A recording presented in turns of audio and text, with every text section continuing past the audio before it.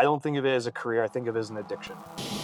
I think photography is entering that thing where it doesn't really make a lot of sense for any of us to do it on paper. So you have to approach it like an addiction. There's no reason to be a photographer unless you can't stop being one. I do find in my own experience, you end up doing a deep dive about the artist as much as their work. And the common theme is they're just obsessed. I think it's the only way to make something great. They're all obsessed and they can't do something else. Do you feel like then the creative journey is more outward, or do you feel like it's more of an inward journey for those best artists out there? For me, it's kind of interesting because what's your soul yearning for?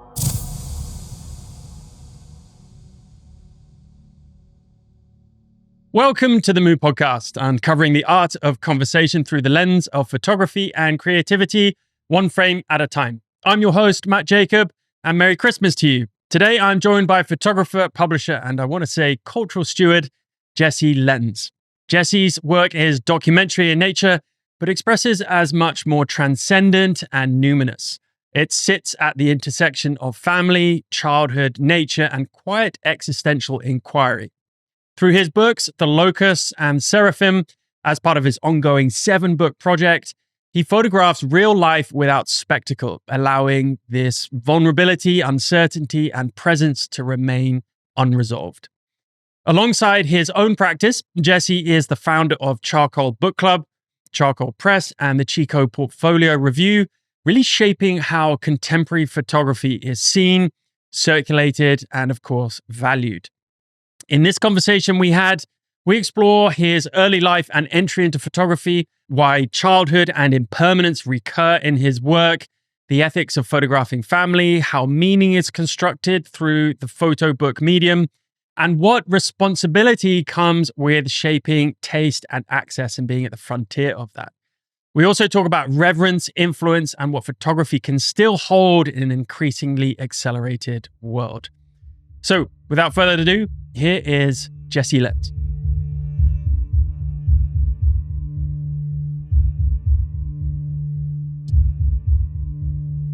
Thanks for joining me, man. It's nice to finally meet you.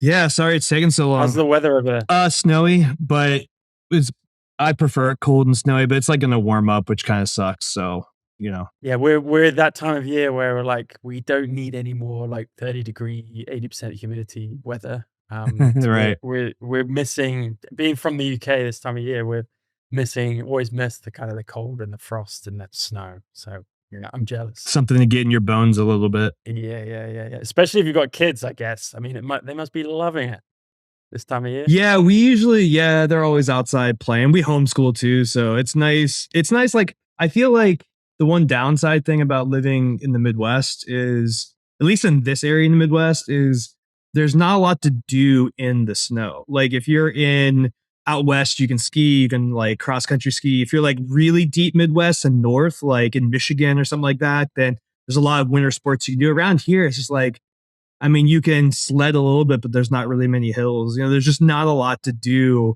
outside in the wintertime besides just kind of like walk around or, go look for owls or something like that. I grew up like really traveling a lot as a kid. My parents were missionaries. And so I'm constantly like, every couple years I get antsy and I start looking for a different place to be. But Micah is always going like farther north. Like, if I could have like 9 seasons of ice where like I was only kind of responsible to like chop wood all year long, like that'd be a dream.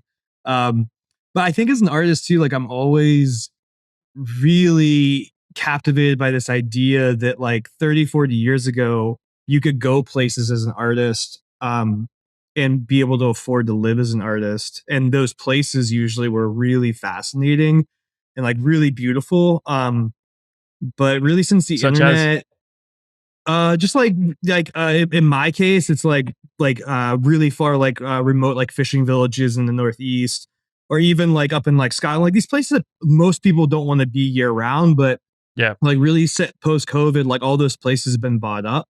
And now more and more people are working remotely. So that means like before, if you're a weird artist and you could like work remotely, you could afford to live in those places and you wanted to be there. But now, like, with Airbnb and stuff too, like, people can, like some lawyer's clerk who makes significantly more money than you can afford a house out on like some cool island in Maine that no one goes to, and they Airbnb it.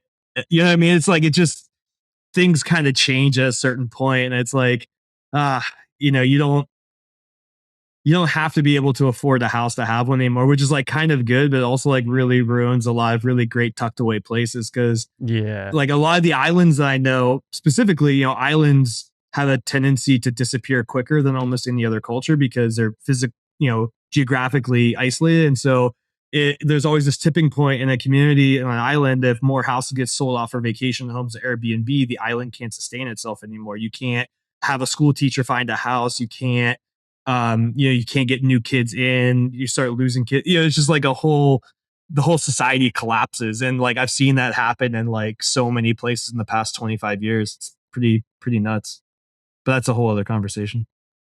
Yeah, but it's right up my street because we're constantly searching for the next remotest place possible to live, to not to live like a completely nomadic, like isolated lifestyle. I like that kind of thing. My wife would go insane, but you know that it's so difficult to find. Like you said, that hasn't been essentially globalized. You know, we're talking about the effects of globalization, much smaller world, increasing population all the time. You know, it's only just a matter of time before the entire globe is populated in some form or another. And this comes into a project I'm working at the moment in Indonesia, because Indonesia is one of the last countries where you can find literally remote islands that are still living in the dark ages.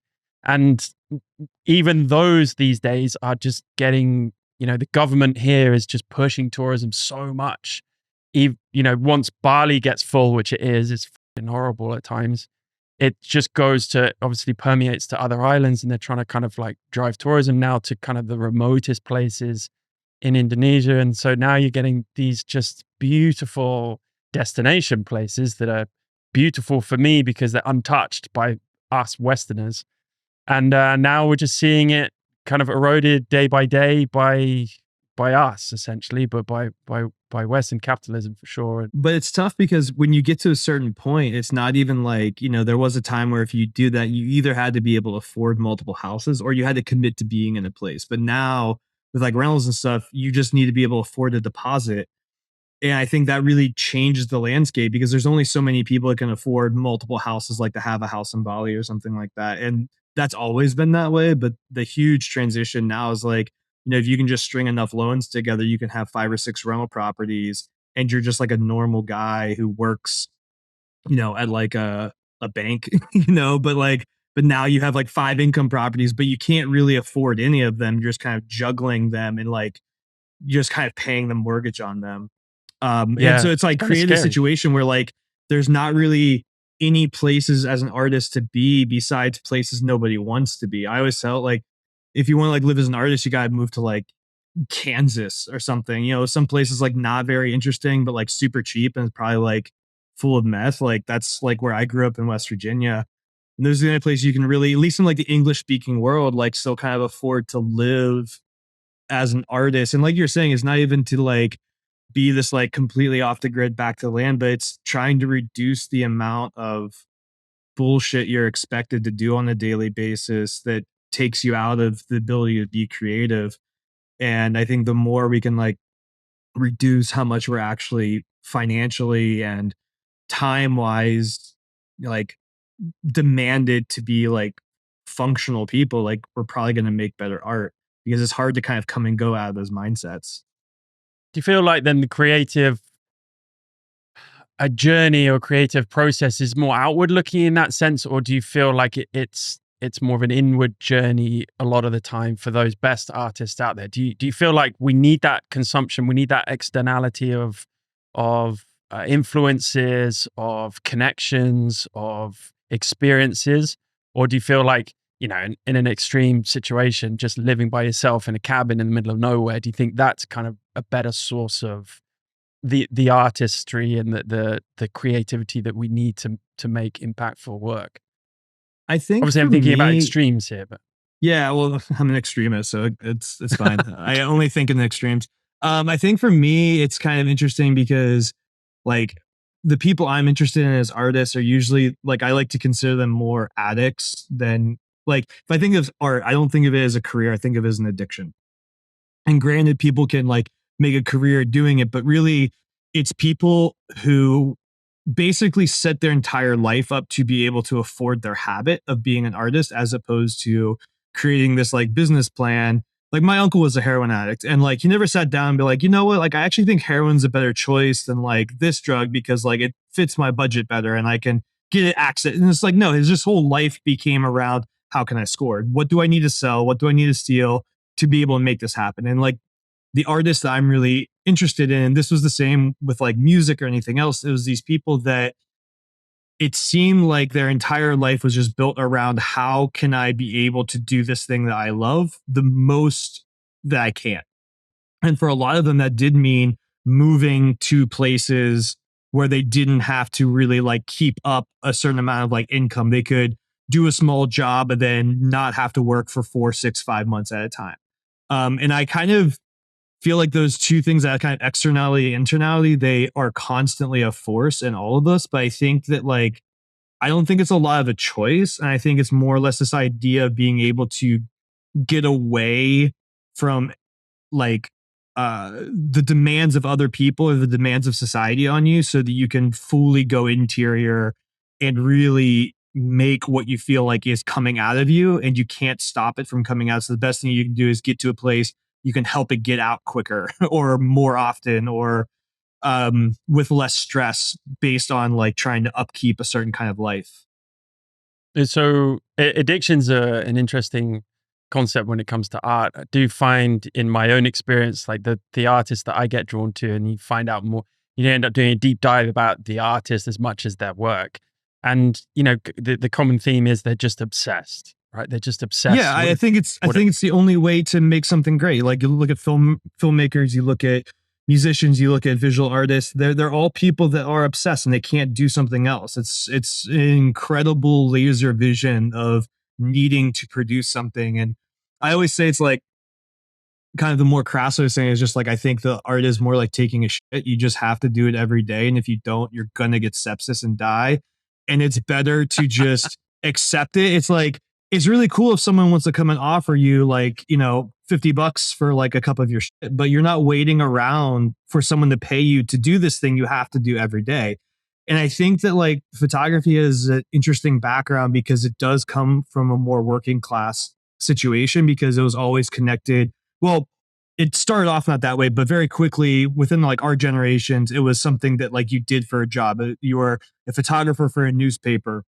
You were like a school, photographer for, school portraits and all these things. And there's always this like this mode of, compensation for it. But, in the same way that painting, when it became like not the quickest way to get something that resembled somebody you love, it had to find its own way and expression. And like that's what photography is doing now because there really is no way to like really make a living as a photographer unless you're like a wedding photographer or something like that. And so I think it's really kind of just gotten to the point that, there's no reason to be a photographer unless you can't stop being one. And so I think that like, the idea of the extremes, I don't think it makes a lot of sense for anything in the middle. Either you're completely obsessed with this thing and you're doing it because it's a passion, and then none of the talks about like what is convenient or cost effective or more efficient matter because like art's not about efficiency and it's not about like what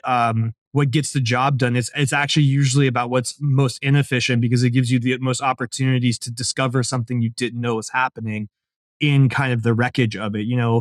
Like, sculpting in marble is not like efficient, quick, or cheap, but yet like it's significantly a better material than using like foam core or something like that. And so like as an artist, if your medium is marble, you don't really get a choice of like, well, I would prefer just using like scrap materials. It's like, well, that's not your medium. That's not the medium that chose you. So it doesn't really matter at this point. I think photography is entering that thing where um it doesn't really make a lot of sense for any of us to do it on paper.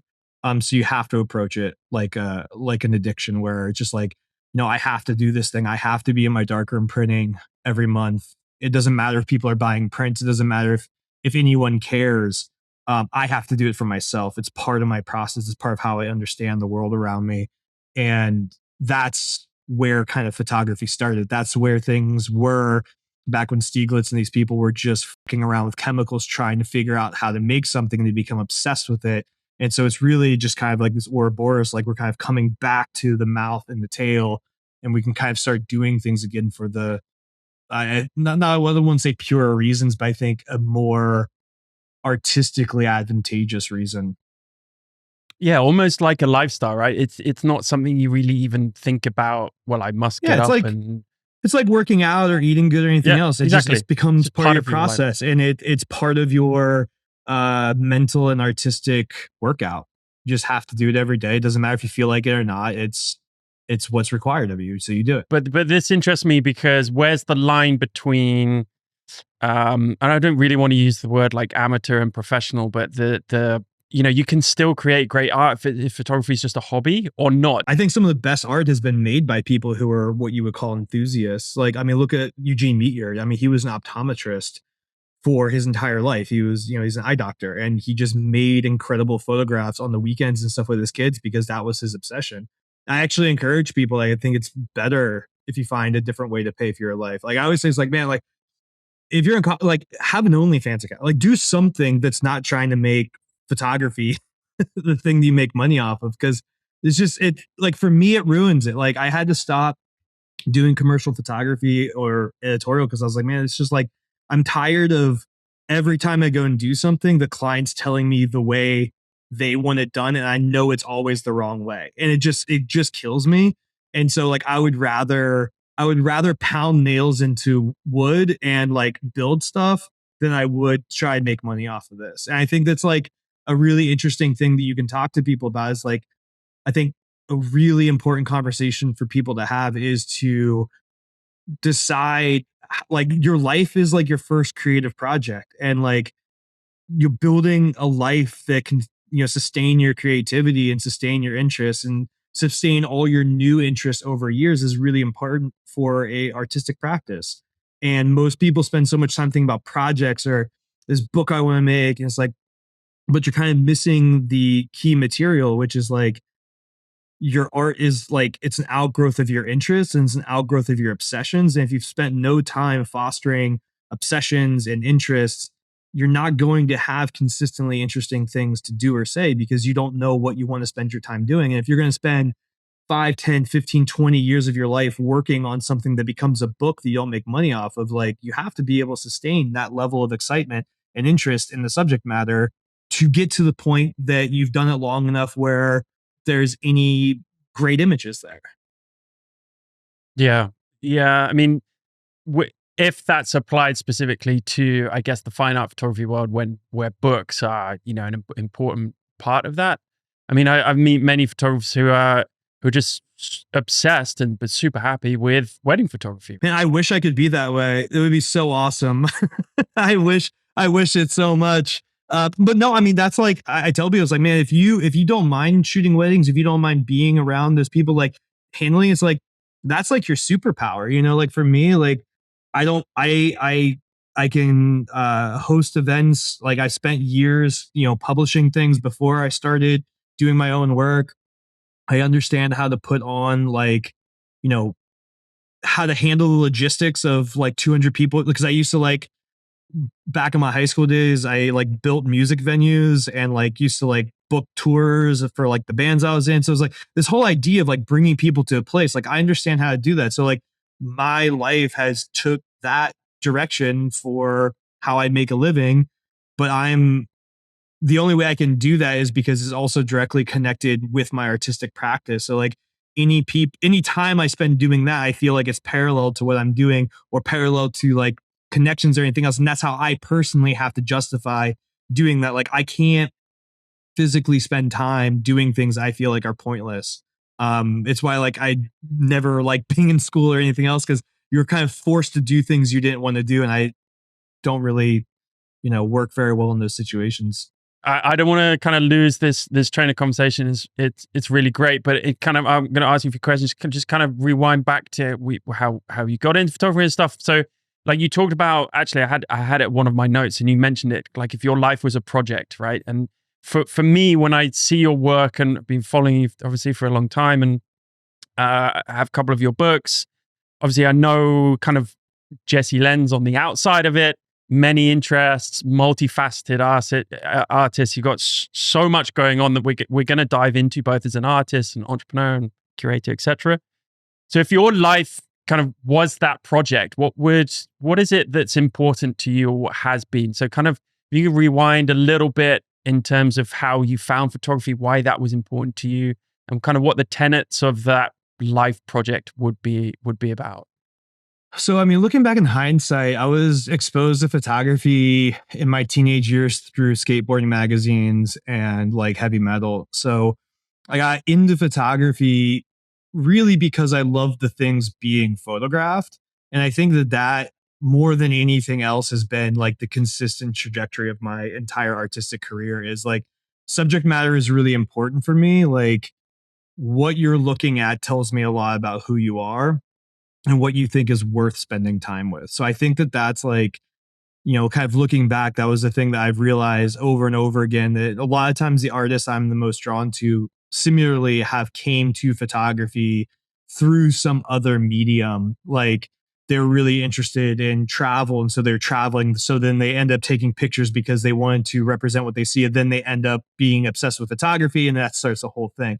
But that obsession was with the experience and the obsession was with the thing that you were looking at. And I think that's really kind of key because my artistic career had, started when I was in college as a collage artist. And like when I was my senior year in college, I was already doing covers for like the New York Times and Time Magazine just as a photo collage artist. And I did that for quite some time, like until like it was like my first two sons were born. I was still doing that. And I really just got tired of sitting in my basement making images with other people's ideas.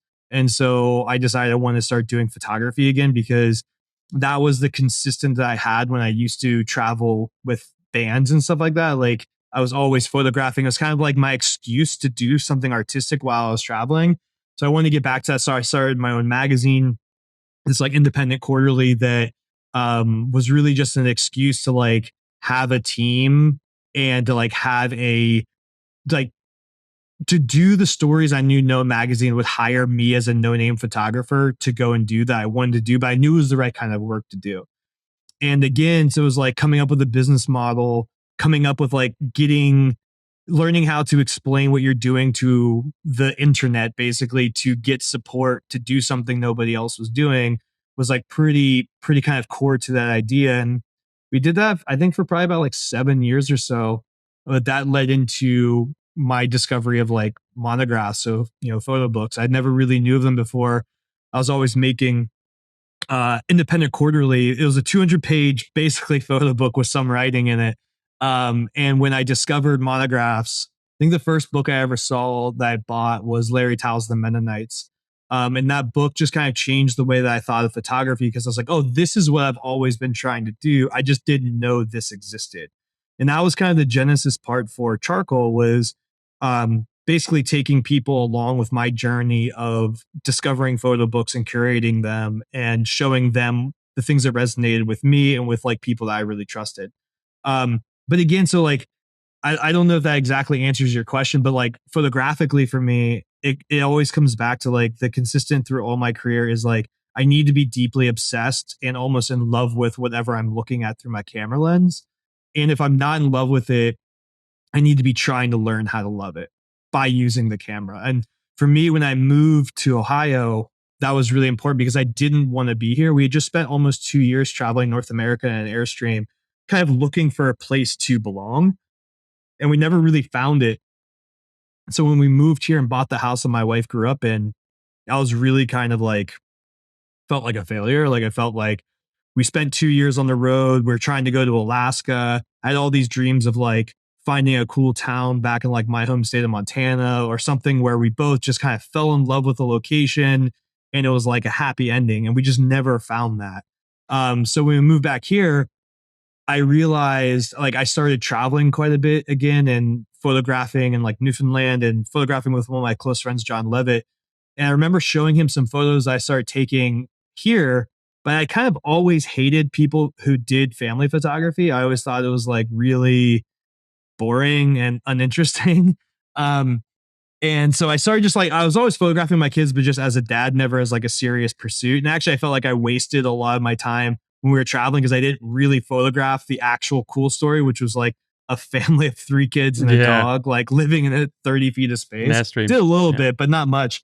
'Cause I was too busy looking externally. I was too busy looking at trying to find that perfect, sunset, that perfect thing, or like going rock climbing or surfing, like all of these things that were like external and just kind of missing the point. So when we moved here, I was showing John some of those pictures, and I remember him telling me, he's like, dude, like, I think you're making a really big fucking mistake trying to photograph like me. He's like, I would give anything to have like your family in that place with your talent. He's like, you're traveling all over the world. He's like, I'm a single guy 10 years older than you with no kids. Like, you need to be doing your thing. You're not playing the hand you're dealt.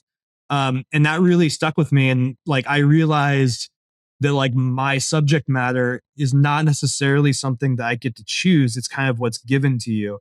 And your job as an artist is to learn how to react to it and to see it for what it is. And I think this is something that a lot of artists also kind of mistake is they'll see their subject matter or a subject matter. They're like, well, I don't like it. So I photographed it poorly because I'm not very interested in it. Or like, that's kind of the point, is it for it to be ugly? I'm like, no, I think the point as an artist is to learn how to find grace and beauty around you by translating the world in the way that you need to see it for you to feel like there's like magic left in the world. And so for me, and then I think this goes into our conversation a little earlier about like externality versus internality, the way that I'm photographing these things that exist around me, the images I feel that really resonate with me are the ones that feel like this moment taken from almost a parallel universe or like a movie that someone else made of my life that feels so unique and so beautiful and so transcendent that it makes me realize that like those moments kind of happen throughout the day normally. And like, no matter whether you are in love with a place or you love it or you find it interest, like there's always moments that break through that are special. And like, it be you kind of train yourself to like feel like every day is like a little bit of a treasure hunt. And I feel like that's the thing that makes you feel like a kid again, where you feel like the possibilities are endless every day that you wake up, that you might see something that's so interesting that like you have to tell people about. And that's what kind of got me started again, like going out in nature. And like I was always foraging and just realized like, oh, like I could try to take a portrait of a mushroom in the same way that like some people try to take a picture of like a hitchhiker, that like, but these are my subject matters, the owls, the foxes, the mushrooms, the kids, because these are the things I'm interested in. These are the things that I can spend hours and hours and hours and hours of my life doing. And I never feel like I've wasted my time, whether I get a good picture or not. These are just what I want to fill my days with. So I think that like artistic journey for me, it's always, I don't think it's really been a choice to follow that. Like I have to be obsessed with the thing I'm doing. But I think just kind of over the years of learning that a bit more and just realizing that like I really need to be obsessed and fascinated by the thing that's on the other side of the lens for me to kind of have the emotional capacity to be able to interact with it for as long as it needs to be in order to get those kind of pictures that we all understand as like great images. And I think what you're describing, we'll jump into your books in a minute, the Locust and Seraphim, because you're basically describing a lot of what these books are doing. And what comes through to me when you're talking about this is resonance with your subject matter rather than kind of a dictation or the a document of, right? And that's a really kind of difficult balance. And you do it so well with your books because it could be easily, when you talk about it without actually seeing the photos, you think, oh, he's just describing family photos, right? Which is what you mentioned earlier. But you do it in such a beautiful expressionist way that is that resonance. You really feel that you are involving yourself in an artistic expression with something you deeply, deeply love, right? And you're able to obviously make narratives around that, and kind of I want to talk about the overarching seven seals and kind of the religious connotations as well as the subtext in the book. But would I be correct in kind of saying that this difference between resonance, dictation, and whether that really is the differentiator between good work and bad work in your mind. For me, like artwork in general, I think that the greatest art harmonizes with the soul, doesn't dictate anything. I think that's part of I think my rebellion against growing up in like religious circles was always feeling as an artist that you were expected to tell someone what they needed to hear, what they should think, or what something like that. Like Christian music or Christian art was always this idea of like you're like telling them the truth. And I really never that never sat well with me because the art that I was always the most interested was never telling me anything. It was simply harmonizing with my soul. It's a tuning fork, right? So you listen to sad music when you're sad because it helps you feel what you know you're feeling, but it kind of helps like put context to it, or at least it makes you feel like you're not alone in the world, right? And so I think that like that has really adjusted the way that I see work. And it's funny to like kind of come from religious background, but then come into the art world, which I feel like has become significantly more reduced on what you're allowed to do as an art form, whether it's like what you're allowed to say, what you're allowed to express. And like so much of it is like, cool, I got out of religion just to find myself in another religion that's telling you what you can and can't do. And that you should be doing something that you're not, and you should be feeling this way. But really, art is a place that you should feel free to do whatever you want and say whatever you want, believe with anything you want, as long as you're doing it with everything you have in you. The only real litmus test is sincerity. And I think that that's a really, really important aspect for creating great art. That I always say, like, I speak a lot in analogies. I think it comes from being a preacher's son. But like for me, like the artistic journey is like it's just realizing that in your life you've been giving a certain set of ingredients to cook with, and your job is to try to find the most interesting and best tasting meal that you can make with those ingredients. And throughout your life, maybe you'll get interested in like, what if I did this with a slightly more like kind of Asian flair? And what if this time I try to make something that's a little bit more South American with these ingredients? But you're always working with kind of a certain set of ingredients. And so many people think that the goal in life is like to get other people to buy the food that you're making. But a lot of times people are just like throwing something together and putting it out in the world and expecting someone to be like, oh, hey, come to my restaurant, eat this food. But you don't even like to eat it. And I think that like the goal is to need to eat, like you have to eat.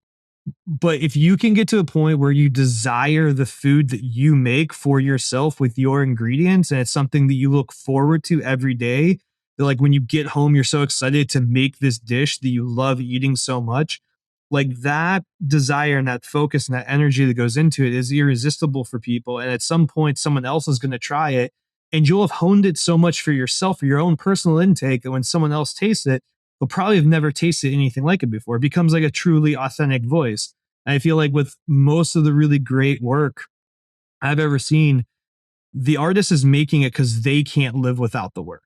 Like they're taking the images, they're printing them, and they're putting them on their wall because they need to see those images every day to survive. Like for me, I feel like the act of like photographing them, printing them, and putting them up is like icon painting. Like I need these images in my life to make me feel that my life is like has like real magic too. So the easiest way to say it's like when I look at one of my books, like it's all of these elements. They're the elements of all my favorite fantasy stories. Like all the ingredients I have is like the same ingredients that like the Grimm brothers had in their books. Like it's the same mushrooms, it's the same animals, it's the same kids, it's all the same elements. It's the idea of life and death.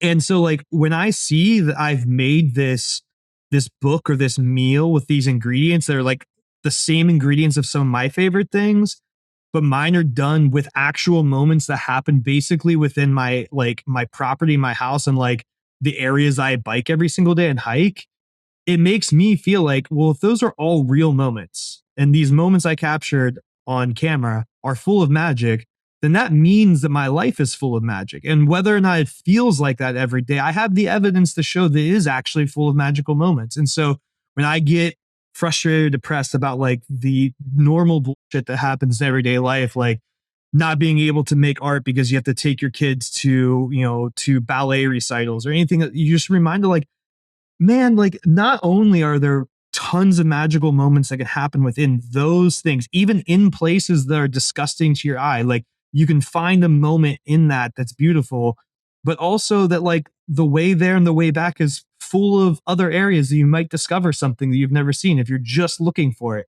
if you're not on autopilot. And so for me, like having these photographs that I've made in my life that I was not interested in an area I did not want to be, but yet these moments and these like, this proof of magic is compelling to me. And it makes me feel like I can do this every day, that I can wake up every day and I might discover something I never saw before, even if I had seen it every single day for the past 10 years. It's such a nice reminder that magic, without sounding too cliche, magic is everywhere, right? We're so consumed these days by finding or creating the magic outside of us and outside and going to try and find it, when it's literally just from the moment we wake up to the moment we sleep every day, all in these little moments. We just don't always necessarily think about capturing those moments, right? Well, it's funny because it really goes back into this like idea of becoming a kid again. Like the introductory to the book It by Stephen King, he writes, he kind of twisted a Camus saying. Okay, so he says, fiction is the truth inside of the lie. And the truth of this fiction is simple enough. The magic exists. And like I think about that all the time because like there are so many times where like, I mean, this is like one of the reasons I shoot in black and white, because like there's so many times where like the human brain goes on autopilot for a reason. We're like genetically engineered to overlook things we see on a regular basis, to pick out things that they're like novel, like novel threats, all these things.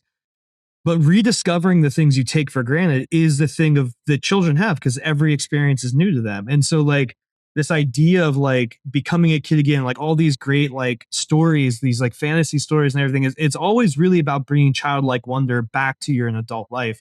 And so much of that is just realizing that something as small as like a trip to the store could open the door to like a whole new universe you didn't know was there. And for me, that's what like getting back like really deep into nature and like bird watching, all these things, like that's what it showed me. Because like, man, I've like found mushrooms in the strangest places, like beautiful mushrooms that I eat with my family, or like I'll find them because I'm like driving somewhere dumb and like on a time limit and I see them growing in a field. It's like there are these times, the same thing with like seeing owls or birds of prey. There's like, it's just all around you at all times. Like, but we just so rarely look. It's like we don't have eyes to see so often.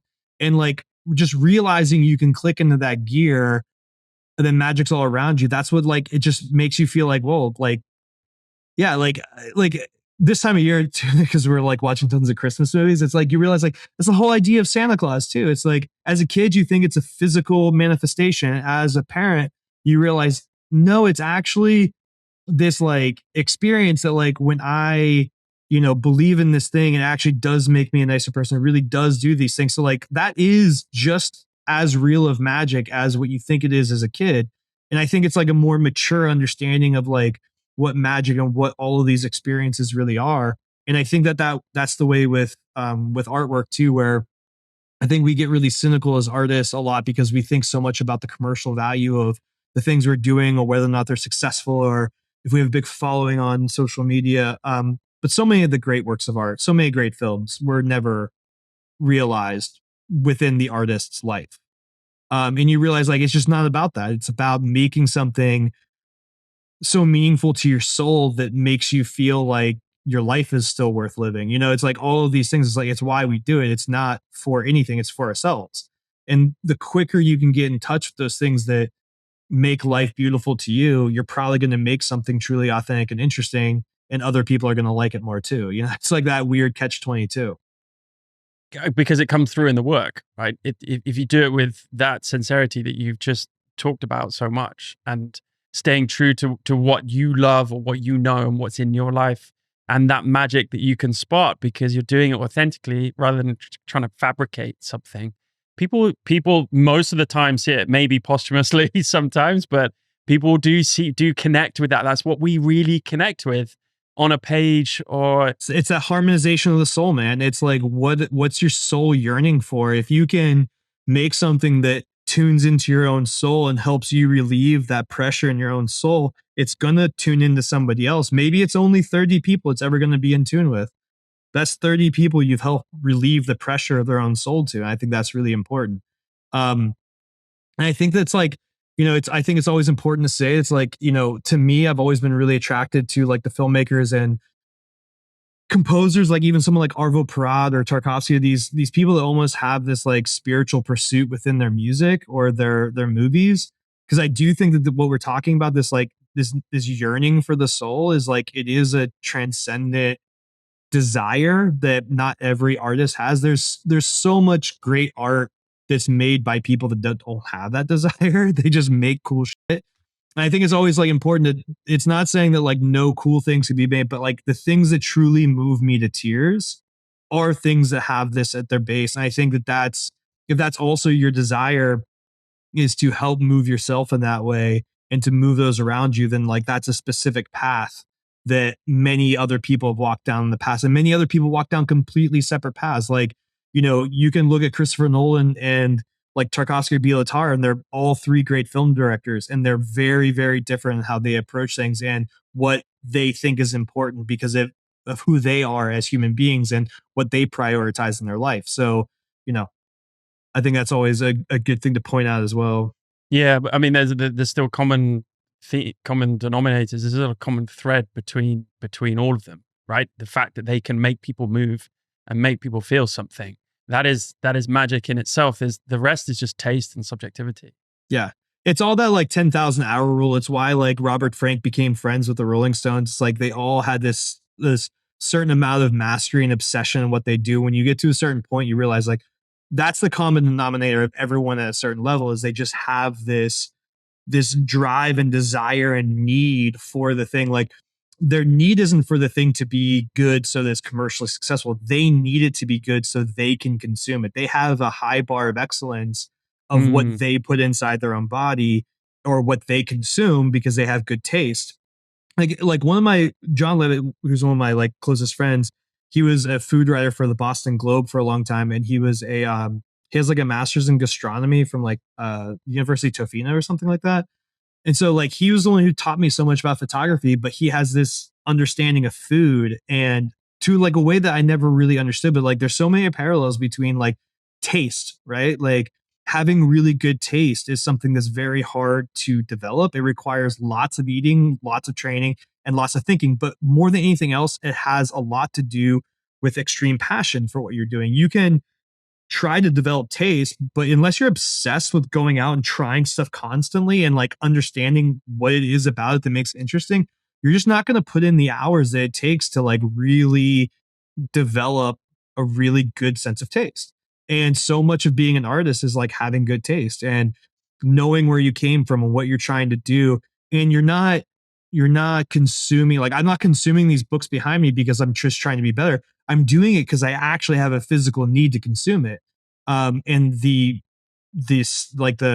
result of that is a developed palate. It's not, the goal is to have a developed palate. My goal is to satiate my artistic drive and urge and my sense of longing that I need to put something inside me that resonates with how I feel.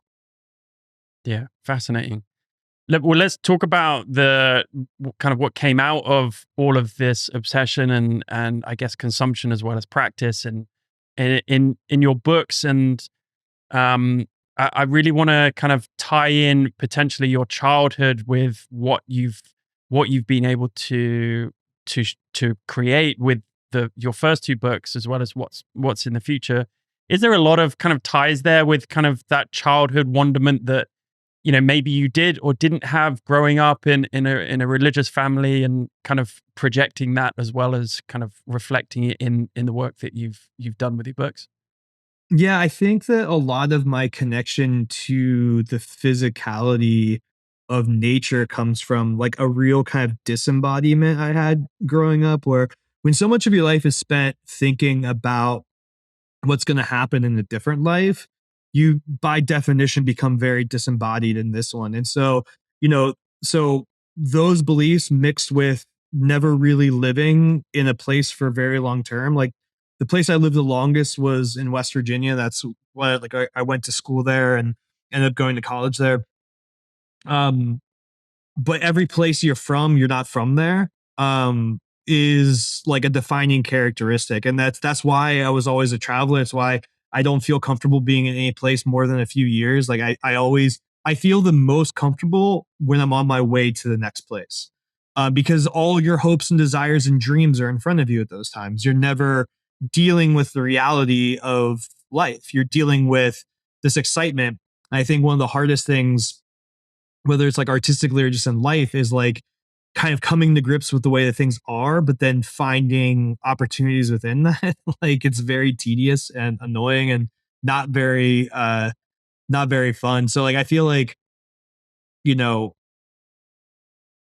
with my work itself being kind of very connected to those like themes, like I feel like I had like I don't know how to say it exactly. Like I might just have to like work through it verbally, but like I mean, those themes of like, you know, growing up always thinking about like the next life and about like looking for like peace and harmony, and but also like a very profound thing of being connected to a higher storyline even as a young child is very powerful. And I think that that's something that I have really looked to and I found in art was like I think that artists taught me more about spirituality than religion ever did, because art has so much about embracing mystery and the unknown and being okay with ambiguity. The opposite of a doctrine. Yeah.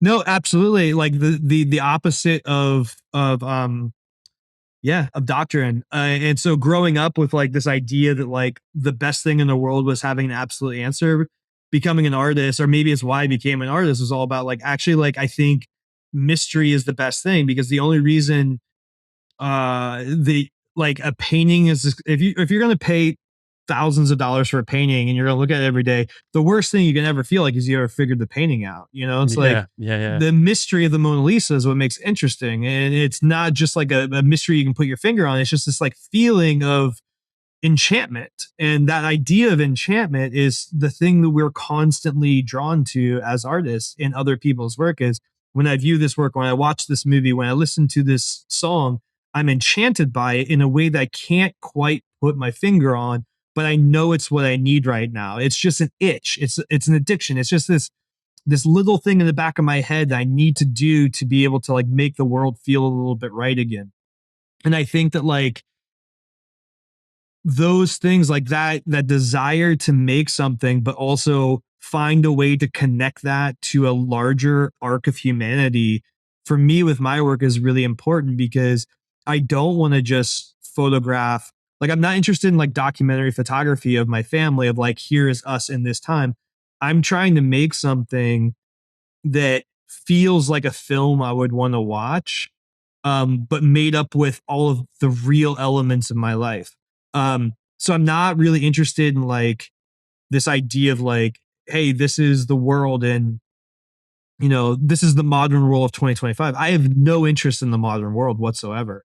I'm really only interested in these moments where it feels like my life is connecting to this like more higher connection to like the arc of humanity. And that's where to me it's interesting, because that's like what parables are. You know, parables are a universal story told through a specific time and place, with it like the specificity is what makes them universal. And I think that's something really interesting to think about work, especially in a day and age that there's just a million photographs everywhere. I think it's like it's kind of interesting to be able to make a body of work that feels like it was possibly constructed on like a movie set, but yet it all came from real life. Like some of my favorite films, like the film like A Tree of Wooden Clogs. It was an old Italian film that was made up in the mountains, and all of the actors in it are real people. There was like I forget, it was like this a very small percentage of the movie was scripted. The rest of it was just following people around, filming them, and then the director cutting together the narrative that he already had planned for the film. And to me, that's what I feel like the real kind of magic of photography is like we have this weird medium where you're able to kind of like do these things in real life, that these moments and glimpses that feel like it could have been on a movie set in the 50s without trying to. It's just like the way that film reacts to like these transcendent moments. Um, and that's what I'm really looking for, is like those moments where your everyday feels like it almost pierces through a veil and like a spiritual event happens. And it, whether you feel like that or not when you're photographing it, you have you have the results of it, because sometimes amazing moments happen and the photograph is absolute shit. And then other times, it was a very mundane thing, but just some stroke of grace enables a photograph that could never be taken again. You just got to be there. You got to be ready. Yeah, yeah, you have to be ready. You have to be like looking, and you have to be ready and looking all the times it didn't happen. Yeah. Well, you talked about this kind of higher. I can't remember how you described it, but more of a kind of a higher story arc that might sit over the top of your work. Yeah, universal like tone. What is that specifically when it comes to your first two books, Locusts and Seraphim? Yeah, I think that they're this looking for grace in life, like in a non-idealized life. Like I always say, it's like it's this line I've repeated in both my books and like the in the description, but it's this like idea of looking for grace in brokenness. It's like, for me, that's like something that's like, I think, really important, just the way I was brought up, like spiritually. It's like this idea that even the worst things something great can come from tragedy. And I think that like so much of life, at least in the artists that I really love, has been them finding ways to turn disappointment, hardship, anything into something that resonates with the soul. And it's not because you're telling people it's going to be fine. You're just making something that you needed to get through tough times, because like tough times are coming, tragedy, disappointment, heartache. Like, I mean, I think that's the thing. Like when I look at my work, it's like I photograph my kids, and as soon as I see the photo, they're already older, and I know they're Yeah. going to disappear. And there's so much tragedy that I've experienced with like people losing children, and all these fears that come as like a parent and a father, and all of these questions that a lot of people use religion to kind of satisfy their anxiety with.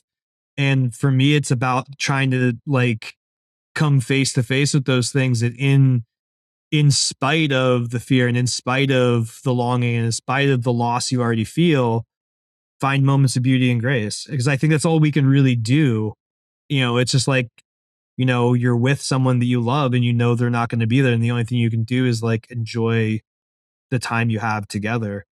So I think that like for me, like with my work so far, it's really about that. And it's, even with this new book that I'm working on, the third one, it's, there's the interesting thing about like standing still and letting the world evolve around you, is that like your work starts taking on its own like personality. And if you're aware of what your characters are doing in the story, like they just start doing things you would never write into the script. So like, I have like three teenage and, preteen boys right now, and it's just a whole new world. And the amount of testosterone and angst and anger and all these things that are coming out of my kids is like, it's a whole new chapter. And you start seeing, but I think that's where like coming up, growing up in like a preacher's family, is like, I just see all these ties to stuff that have been just like eternal stories of what it means to be human. So like this idea, there's this, I don't know if it's going to be a title for the next book, but this idea of the scapegoat has been going around in my head for a long time. This like old story of like, it was a Jewish tradition where they would take two goats, then they would put all the sins of the village on the one goat and send it out into the wilderness. And that was like symbolic of it taking the sins of the village on it. It's, a lot of other cultures had like sin eaters, or like, so this idea of like the forgiveness of collective guilt, and even the concept of guilt is really strong. And that's like, biblically, that's where like the idea of like Satan and stuff comes from, is the goat, and is like the scapegoat. And I think, but it's like a really interesting thing, because you start seeing these things happen very naturally with children. You start seeing them blaming each other and lying and trying to get their own way. They go from this like really innocent, beautiful thing to this thing that is now kind of like discovering itself, and this whole idea of like the fall and like Lucifer. Like it's just there are these archetypal things that start happening in your life that I just, when they start happening, I'm like, oh my gosh, like this is just happening over and over and over in everyone's life. And those to me are those moments that connect me personally, I feel like, to a larger story of humanity, of like that this is just something that we go through and this is like the way life is. And being able to recognize those moments and being able to step back and be like, okay, like this is actually part of what makes us human. It's a really interesting, beautiful thing. It's not necessarily something to be upset about or scared of or anything, but like this is why we have these roadmaps built into art and built into storytelling over thousands and thousands of years of what it means to try to be like an interesting or a good person. And leaving a lot of, not pretending you know everything, right? Leaving a lot of questions unanswered, which you talked Yeah, about and earlier. many of these things have never been answered. Like all of humanity, it's just like But it's kind of that's part, why we get addicted to hope, right? totally. We don't have And the it's answer. also just part of being a part of the journey. If you think about like trying to figure out what happens when you die, it's like there's actually something really calming about just realizing that regardless of what happens when you die, it's been the path of every human that's ever been born. So it's like it's being part of the tradition. It's being part of not knowing, but that's okay because no one ever has known. And that's that's the harmonization. Every single person who's walked this path has felt the same way at different time. Mm. And that's, if it's not an answer, but it is realizing you're not alone. And I feel like that's the way I felt on my own artistic journey, of realizing that other artists had worked the same way as me, and seeing how they built their life and almost judging my life based on what I could expect career wise from seeing how they were perceived and how long it took people to care about their work and what types of people cared. I always felt like it was encouraging. It gave me something to like understand the trajectory of life from, like a balance.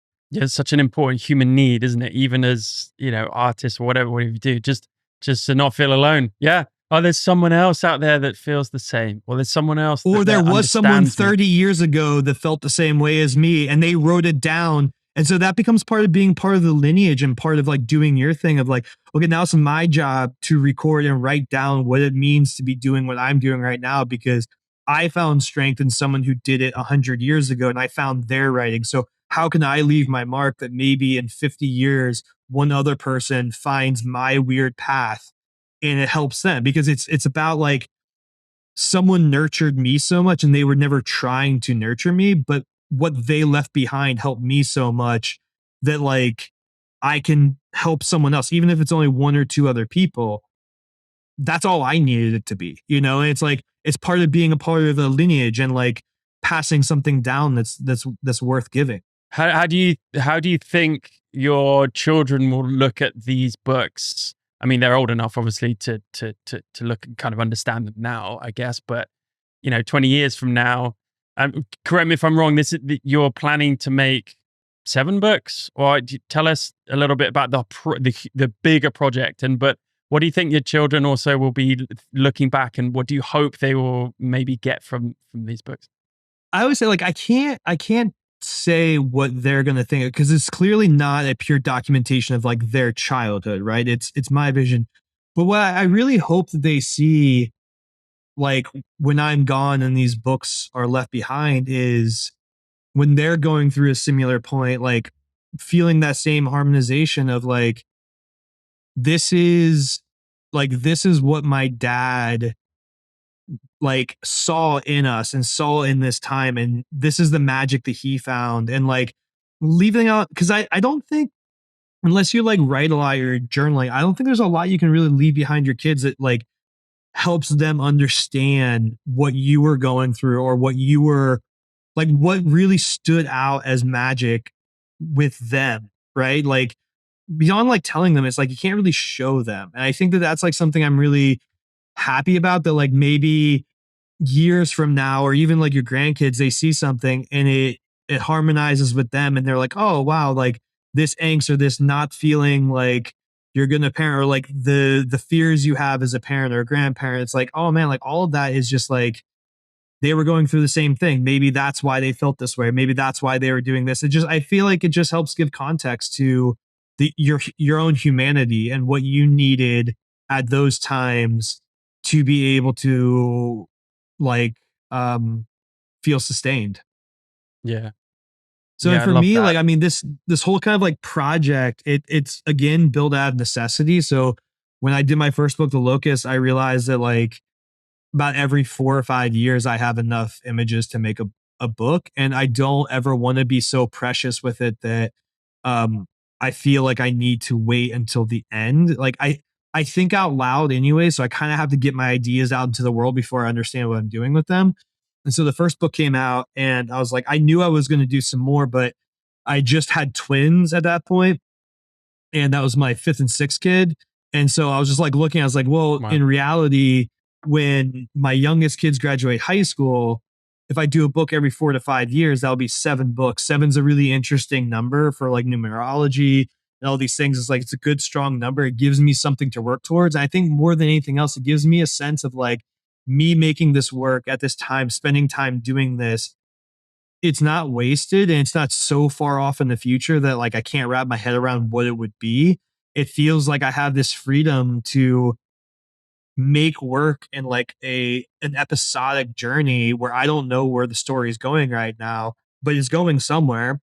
My job is just to be around and keep photographing it. Then like I want to always be able to do this work like with my grandkids and stuff like that, but I think having this like specific chunk of time where like I am a father mostly, when that work is done, when that last book comes out, my youngest twins will have just graduated high school. And I think that it's at very least like good bookends of saying like during this like, 35-ish year span of my life, like this was as a primary caregiver, and anything that happens after this is just going to be inherently different.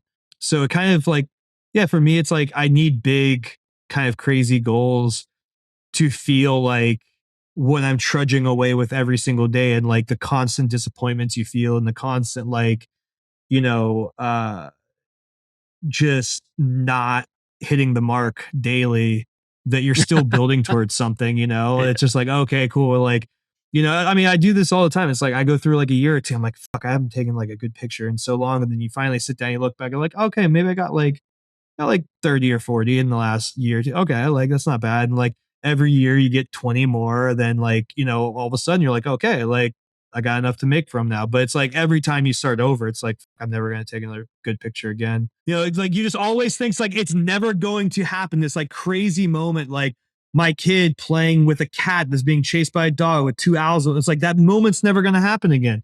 But then something else crazy happens that you could have never planned, whether it's that or maybe it's like a moment with your kid's first girlfriend. And so like, you don't know what it's going to be, but there's always going to be those moments, and just takes shooting every single day for 5 years to get enough of them to go into a small book.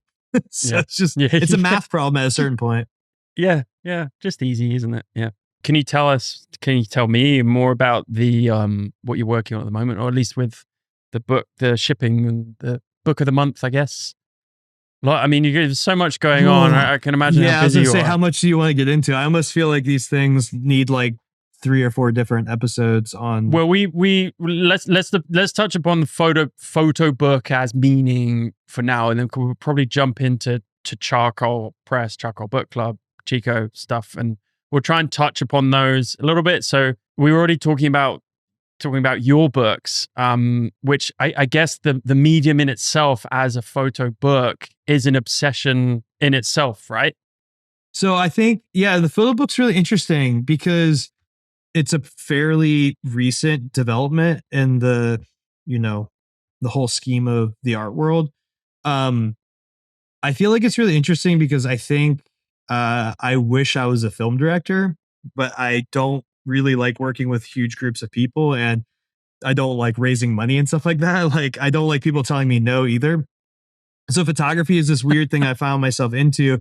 I think the photo book is about the closest thing to making a film that you can do as a photographer, because you kind of have all the tools of this kind of like suspension of belief and this kind of like the sequence and this atmosphere. And I think I've kind of found all these parallels with photo books of the types of images you use are almost like your soundtrack. Like your title is like your opening score. So like whatever your title is going to be, it kind of sets the opening tone of the book. So there's all these kind of like interplays, and I find that really interesting because like I'm a huge film nerd and like I really love films, but there's many times I want to live in the world of the film, but I don't want to watch the film right now. And to me, that's a really interesting place the books fit in because like I have books like open in my studio all the time sitting out because I want to be peripherally involved in that world that that book has been creating, but I don't have time or interest in sitting down for an hour or two and watching like a film or something like that that puts me in that same mood. And I feel like photography is almost like this really interesting like VR experience where it's non-narrative driven. So a movie is almost by its nature is like driven by its narrative and you have to move through it. But a photo book and a piece of like a photograph, like it's really more about kind of allowing yourself to be in this world that you can kind of just explore and no one's telling you what to do or what to think or how to feel. You're just kind of in there. And if you've done like a lot of like VR video games, like the worst ones are the ones you have to like follow the storyline because you just want to like go over here and like play around with the window for a while and you want to like go see what this thing is. If you have to like follow this one person around from point A to point B, it becomes really tedious.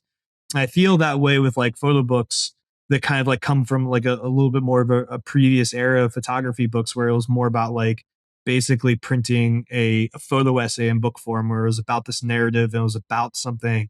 So this entire book feels like you were like reading like a magazine article about why you should care about this thing. And to me, the most interesting thing about the medium is this opportunity to make it um much more immersive and much more of like we were saying like a resonance piece, like a piece of symphony versus a lyrical song. Um, and I think that that's like where most of my obsession with the book form has really came up is this idea to make something or to appreciate something that really fulfills a need for me that really is in between like literature and film and really music in this weird space where like none of them quite scratch the itch the same way as a really great photo book does. Yeah, and it's that form of I'm not going to throw religion in it, but it's like photo book as the art form is a form of reverence, without needing like needing to explain it, control it, or necessarily extract from it. We talked about this, harmonization earlier, and that this real kind of hitting the soul rather than kind of thinking anything else about it. And I think the photo books are the only way we can do that as photographers, and that's what makes it so compelling.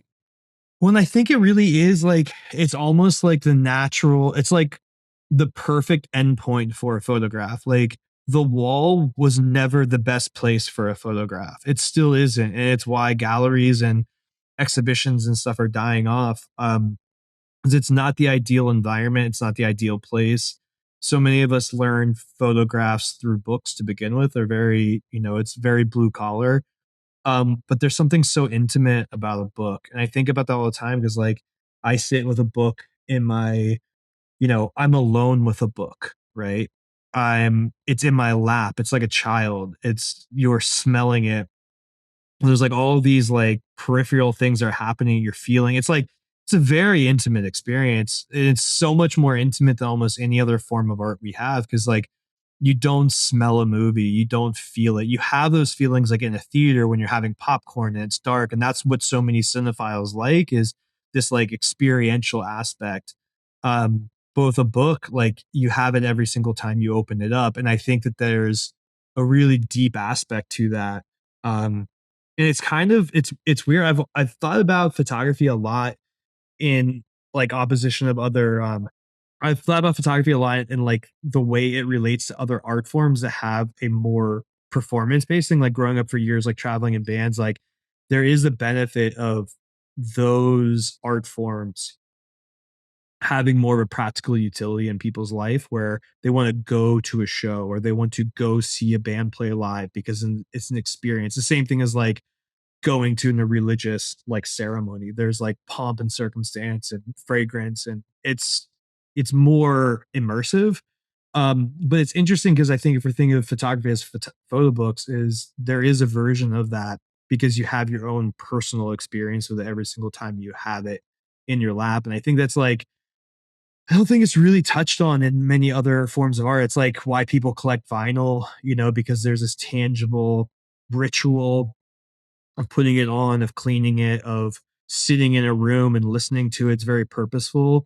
And I think all those things are really powerful about books. And, especially having kids, like this, so much of our daily life is surrounded by books and sitting together and looking at them. And they're like half of my books have like greasy fingerprints of kids in them because there's a physicality to them. And I think that especially in today's day and age, like it's a really meaningful object. In the same way that like religious manuscripts were. I think that there's like something about them in physical form that it does something different than many other forms of art. Yeah, fingerprints on paper rather than on a screen, right? It's a bit different. Do you feel like how's the photo book world? For people out there who are maybe a little bit green in the space or maybe a little bit naive in terms of this almost cottage industry. It feels like with the photo book world, from someone at the kind of the frontier of photo books. How do you see the sector of the industry at the moment as well as the future of it? Yeah, it's interesting. So every career I've ever been involved with has always been at the bottom end where everyone's like, man, this it's completely disappeared. It's terrible. Like I've only ever seen it to be great. I will have to say that like to me it's very much in line. Like I feel that the photo book world is very similar to like the heavy metal world that I grew up in, like traveling with bands. It's like it's a really small community that everyone kind of knows each other at a certain point. It is big and that like there are many people all over the world that love this, but like if you go to shows and you're traveling the US, you're going to see a lot of the same bands because there's only so many of you out there and you're Yeah. going to like really have this opportunity to have like a real connection with the people that it deeply moves to. I think that's one of the really exciting things is like unlike other art forms that maybe have a bigger kind of like commercial value to them, like more people are like casual experiencers, like people in this industry in the same way as like heavy metal is like the only people that are in it are people that really really love it.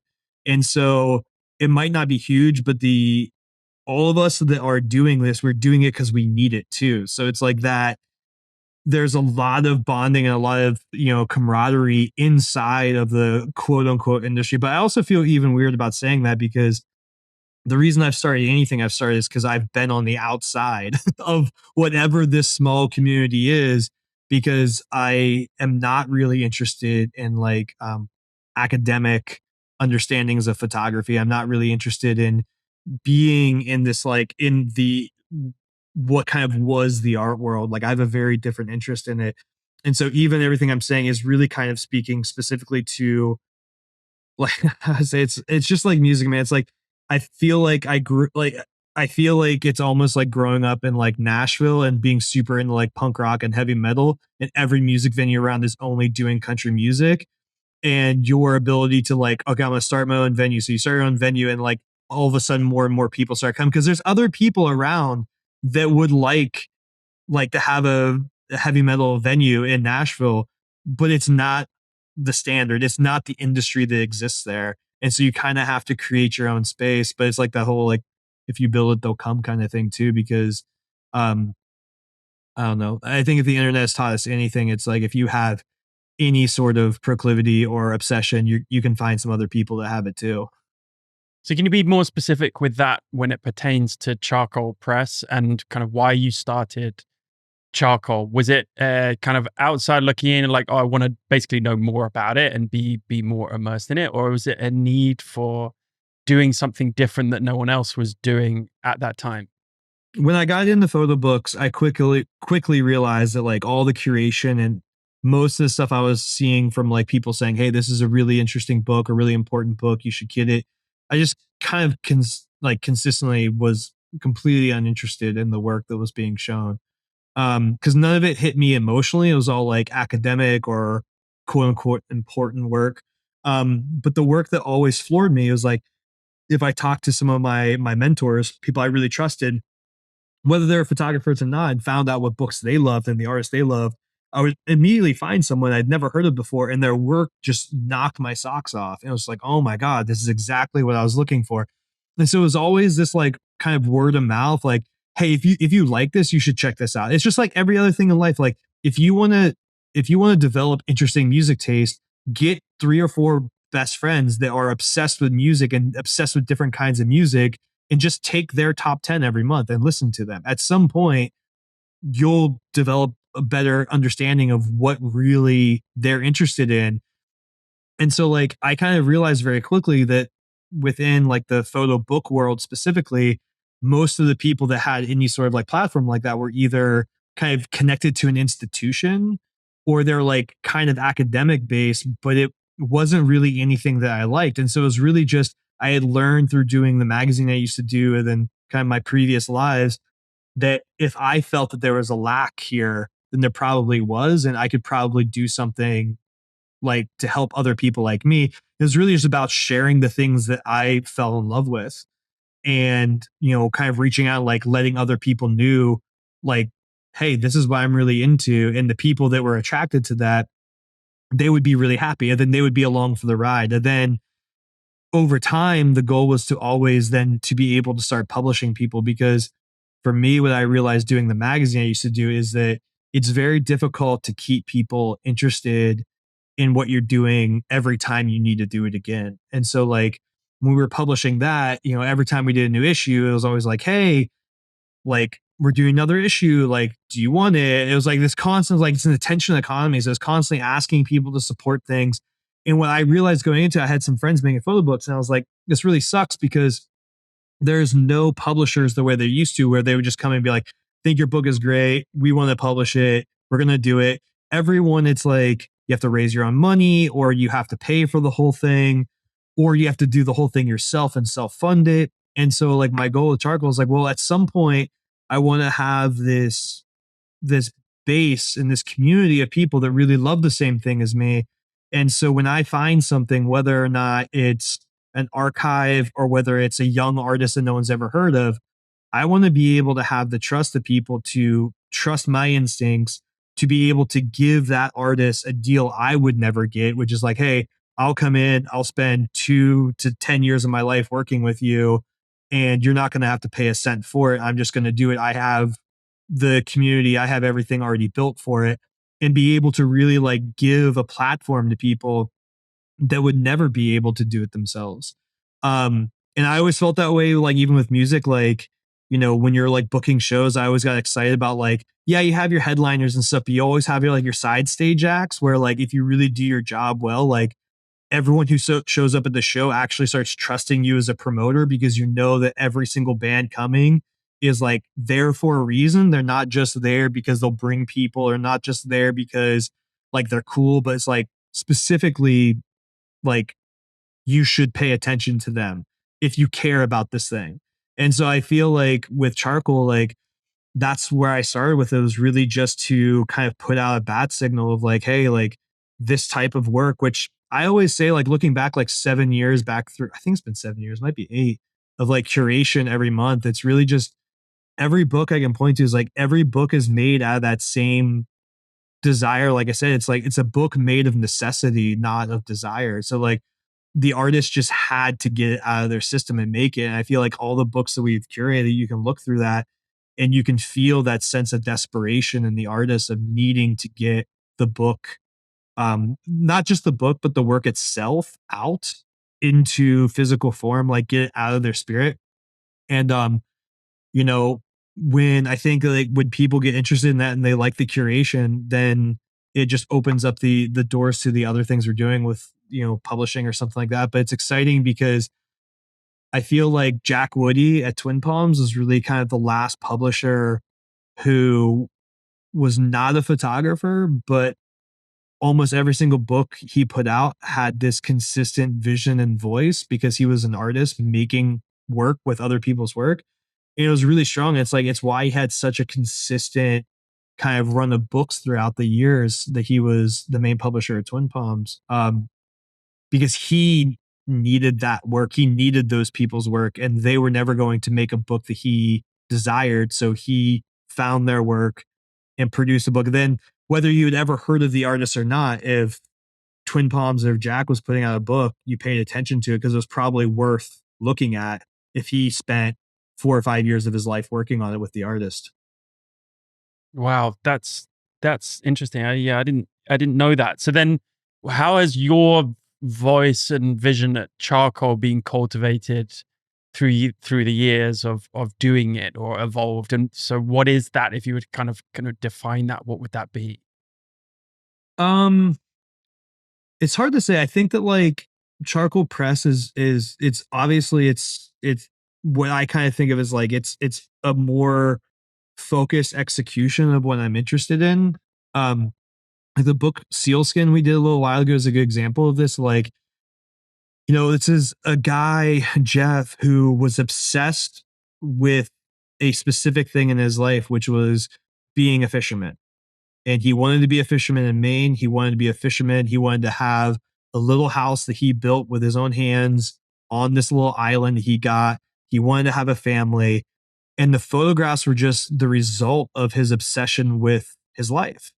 And he was a photographer. He was very like aware of photography, but he kind of always thought people would come to know him for like documenting this like rural fishing village that was disappearing. But the work that he was really making was this like pretty profound and beautiful archetypal story about like, love and loss and, all these aspects of life. And so I think someone like him is kind of like the epitome of that, who is just so obsessed with his life, really. He make like the photographs are the result of his obsession with his life. And I think that like all of the people that I'm publishing, that's really what I'm looking for. I'm looking for someone who is just really obsessed with it. It doesn't really matter what it is. Like I've been working on a book for a couple of years with a guy who he was he's a really amazing darkroom printer. It's actually how I met him. But he was in like the in the 90s, he was living in New York. He was going to art school. He was like working at Sergio Pertel's darkroom as like a large format darkroom printer. But he was photographing for hip hop magazines. He was like very deeply involved in the hip hop culture at that time. But he was also like the like drug dealer for like Wu-Tang Clan, like all these different people. So like the crazy access he had to all these people's lives, but he was so fascinated by photography. But like it was this obsession during that time. It was like there's a documentary that came out a little while ago about this time of like culture where skateboarding met hip hop culture. And that's like the same time that I started getting into skateboarding as a kid. And it was just this obsession over music and over like all of these different types of people being together in New York. And it was like skateboarding, graffiti, and hip hop, and like all of these different things coming together. And he was like at the epicenter of it as an artist taking photos, but he was also like a drug dealer. And like he was just like connected to all, he was like, and he was photographing for hip hop magazines at the time. So like we've been working on this book for a while because like to me, I don't see any difference in that book as I do with Jeff's book. It's all about this obsession with life and this preoccupation with life, and photographs being kind of the eight, like it's the second and third result of this life. But because he's a photographer, he obviously has to photograph everything because that's how he processes the world. So Mhm. I think charcoal press, it's becoming more and more refined about finding those types of artists. And those are strangely the hardest ones to find because they're not trying to be found. They're too busy with their life. They just they have to be stumbled upon. But that's what makes it fun. And then I think charcoal book club is really, the curation is also very similar to that, but it's a little bit easier because we can just pick from the books that harmonize with that. They're just coming out in the world because there's always someone making a book like that somewhere. And it's really just about looking. And as soon as you see it, like I always get goosebumps. I'm like, well, that's the book. Like I got goosebumps. Like that's that's That's enough. that's the That's enough creation to tell you. process. Yeah. It's just, Yeah. yeah, Yeah. it's like, does it give me goosebumps? If it turns me Yeah. on, then like, yeah, that's the book we're doing. Yeah, I love that because I do that. I do that as well with anything, with any type of art form. If it makes me feel, if goosebumps is a great indicator, it makes me feel something, I like it. I don't need to think anything else. Need to think anything else about it. But like, I'm interested in kind of this ecosystem that you've created, and I ask you that question specifically because I wonder about the responsibility that you have by default, not by design, of essentially shaping taste and access, right? I mean, this is much your artistic outlet in terms of the press and the book club. Book club's a little bit different, I think. It's kind of a little bit more community validated, but certainly with Charcoal Press, it's essentially your output into the world as well through proxy, right? And so, kind of in the photo book sector of the photography industry, it seems like there's a lot of barriers to entry for artists. There's, it's very selective. This is kind of what it can be perceived as. Do you kind of feel that weight on your shoulders as well, and that kind of responsibility and of not necessarily being a gatekeeper, but also running a business and selecting, people you really want to work with and believe in, and kind of this dichotomy between kind of the responsibility as well as truth and the work that you want to put out there? I think I do, but I think maybe in a slightly different way than expected. I think the pressure I feel is usually, I see work quite often that I know would be an easy sell, and it's usually because the person would be an easy sell because they're popular, there's a lot of momentum, and that is the publishing decision made by 90 or more percent of publishers out there. They see a young artist that has a lot of momentum. Momentum's really easy to spot. For me, because publishing is not a business decision, it's an artistic decision.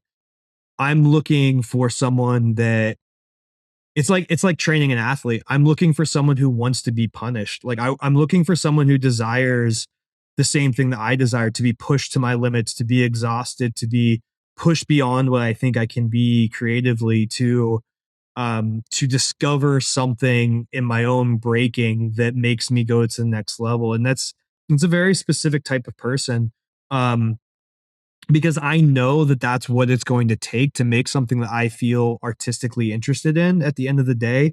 There's a lot of books I passed on that I absolutely could have just hit print on, and they were bringing enough people to the table that they could have been financially, you know, Yeah. beneficial. They would win awards. I've passed on a lot of books that go on to win awards, because to me, it's not really about that. Like, a lot of times that work is like, the work itself without the name or the momentum attached to it, it's kind of stale. It's not very interesting. It's formulaic. You kind of expect what you're going to see, but it's like kind of what people want at the time. But I feel like I think that's the pressure I feel, is to not be swayed by that, because again, there's just a lot of times like, I can't believe I'm passing on this because it would be so easy. But to me, part of like being a publisher, like, and feeling that's part of my artistic voice, I see it very much like being a music producer. Like, I feel like everything I'm doing has my name on it.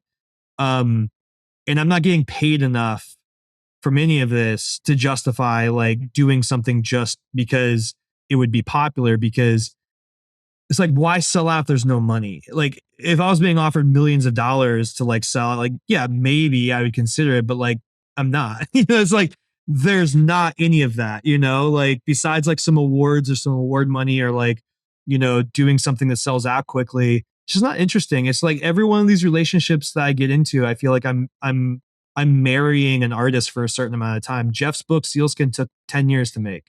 Um, and I think the shortest book I've ever made with someone took 2 years. But even after that, I'm married to that book for 4 years of sales, of warehousing, of promotion, of, doing all these different things. So like, it's a life commitment to people.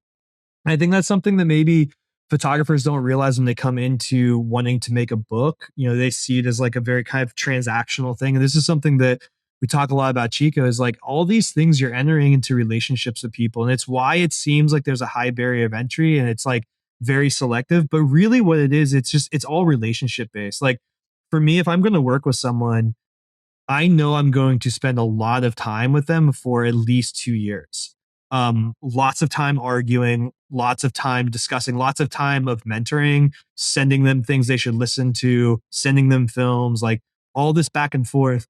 And at the end of the day, there's a very decent chance the book won't break even. So it's like, like it's just these are the realities of the world. And so when you realize that you for me to justify doing that, the work is like the first foot in the door. It's like, okay, do I think that this work in and of itself is like excellent or has the potential of becoming excellent? Now I want to talk to the person. I want to spend time having a beer with the person, seeing what they're interested in. What are they obsessed with? Do they have cool obsessions? Do they not? Like a lot of people have a cool project or a cool thing, but they don't have enough cool things in their life to develop that project where it needs to go to actually make it interesting to more people than themselves. And so like there's all these different kind of personality things that kind of it's just like dating someone, it's like, hey, I like the way they look, but like can they carry on a conversation? Do they have a weird tick? Like do they want the same things out of life that I do? And so all of that stuff is a filtering process. So I don't really feel like any sort of obligation or need to give that process to people that I don't feel connected with. Um, but I do feel the strain of it when I see work that I know fits the formula and I know would be so easy to make. And I'm lucky enough with like book club where I can pass that on to another publisher that I know will do it, or even just support it and buy it from the book club. But just know this, it's just not the type of person that like I'm fated to work with because I've done it in the past and it just doesn't work out very well for either of us. Because it's just you're unequally yoked. You each want something different from the work. Yep.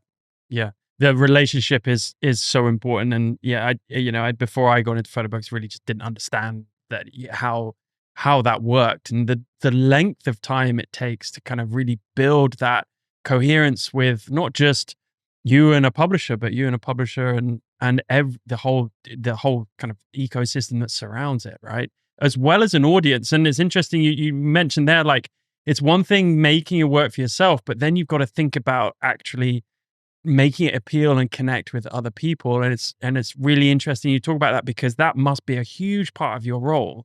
Is like, okay, we've got some cool bits of work here. How can I be the conductor essentially and make it fit together, but be appealing to, or hopefully appealing to a wide audience? Well, I think that's the thing with like when it like I think photographers specifically underestimate the role of editing in a project because a photographer will always think about in terms of photographing, but editing and photographing to me are the same uh like requires the same skill set, but they're separate skill sets. So many photographers are really good photographers, but they've never spent 10,000 hours editing other people's work. So for editing work, selection, it's just like knowing the moments to take a good picture. It's instinct. It's the way it feels. It's like having taste, right? And so a lot of times we think, well, because I'm really good at taking pictures and I can select out, I'll be really good at selecting photos for a wall or for a book. It's like, well, no, you have to do that work that you took to becoming a good photographer.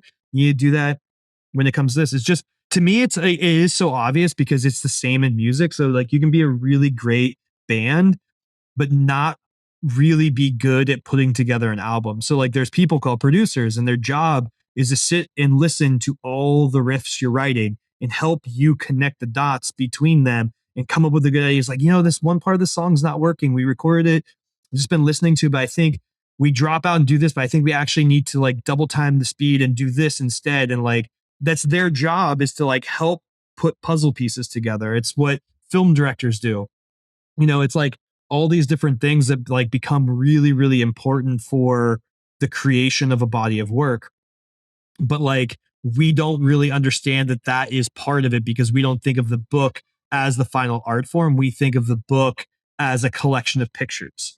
And I think that like the more we can do to think about books as, so I think that is like, it is something that I don't think people realize the specificity that's required. And like, it is not to like make photo book editing like or making photo books like some like rocket science or something, but there is like precision in doing it. And I think that like doing the Chico review, this is our 10th year doing it. And like I can consistently say that I've never seen a book or a project there that's just ready to be printed.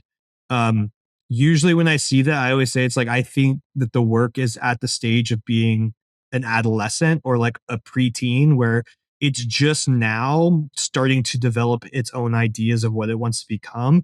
And then it's like another year or two of like developing that work to like the next stage of like it reaching its truest form. But like that's kind of what like I'm looking for at that point. It's like, okay, cool. Like this project is like becoming a teenager. Like there's a lot of potential here.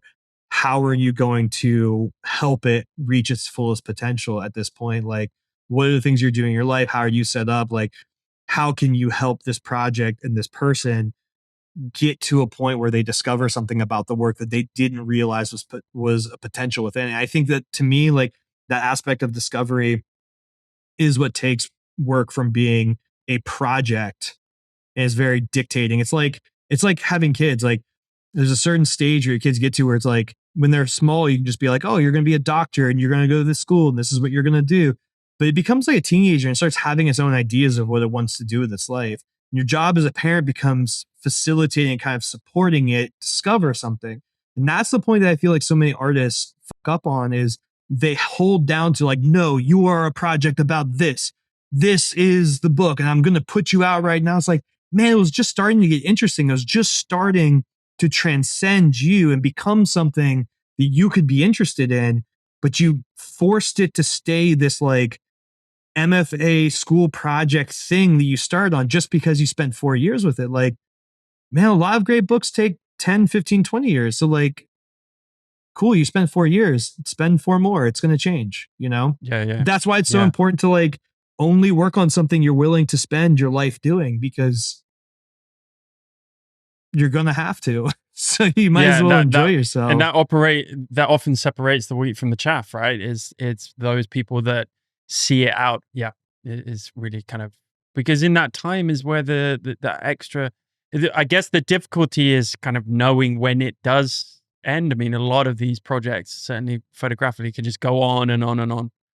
Read the book On Writing by Stephen King. He talks about people ask him all the time, how do you know when a book is done? He's like, you know a book is done when you have a new mistress. And I think it's so true. It's like when you are so sick of this one thing and you've discovered something else that has all of your energy getting put towards it, then you know the old thing is done. And that's actually the best time to let that work come out into the world because all of your emotional attachment to it is just gone. It's just like when your kids are ready to leave home, you're kind of ready for them to leave because they are kind of self-sustaining now. It's time for them. And you're like super happy to check in with them every couple of weeks, but like you just don't need to be under the same roof anymore. And I think that this like if you still have this passion in what you're doing, then you need to be doing it. But as soon as like you feel it starting to pull you back or you put it up on the shelf and you just can't stand the idea of going back to it, you either need to let it sit on the shelf forever or you need to let it out into the world at that point. Either way, it served its purpose and now you're on to your next thing. And sometimes you just got to work through projects. Like I feel like I spent 7 or 8 years working on projects for that magazine I used to do that if those all could have been photo books, I'm really grateful that none of them were my first photo books because I ended up finding my subject matter at some point. I feel like that's like one of the really bad things at a certain point is you can get to where you become known for a certain body of work because you were really young and you made something really great, but you never figured out why you loved doing it. And so you're connected to this thing. And now you're like, well, maybe I need to keep making work about this subject matter, but I don't really want to do that anymore. It's all these things. And it's just like seeing musicians that get like, too much publicity when they're really young and they haven't figured out what they need from their music yet. And I think that's like something that's been so interesting to me about the photography world coming from music is I was very obsessed with like what made a career artist as a musician, like someone who was like still playing music late into their life and they were still obsessed with it. it was always that thing where they were making music for themselves before they made it for anybody else. And that was the constant thread of like people who like consistently made great music their entire career. And the ones that were like one hit wonders, or these people who like came out with a great album that seemed to flounder around for years and years. And maybe they came back. It was usually people that like most people consider lucky because they're like the right place, the right time, doing the right thing, like skyrocketed to success. But they like the glue wasn't dry yet, and they never quite could find their mojo again because they didn't have that muscle memory down for like why they did what they did or what made them excited about their own music. And the lucky ones find that years later. But it's the same thing with I think with all forms of art. Like I remember the first time I met Emmett Gowan, he had told me I like we were talking about work and we have a lot of similarities, both being like minister sons and stuff. And he was like, "I'm gonna say something over to you that sounds like a curse, but I promise you it's a blessing." He's like, "I hope that no one cares about your work for the first 30 years you make it." And I think it's like really powerful because like it's that pressure cooker of needing to do something for yourself, not for anybody else. And if you can figure out what makes you happy and what satisfies and sustains you, and you can repeat that and you figure out that formula, it's going to work for other people. Then anytime what you need changes, you know that process of what you need to go through. If your life changes, if your interests change, if your subject matter changes, you know that process of what you need to go through to find a way for you to like desire what you're making. And I think that that's like, that's the main thing that people can't teach you. It's why it's usually a born of obsession and Necessity. necessity. Yeah, exactly. Yeah. Yeah.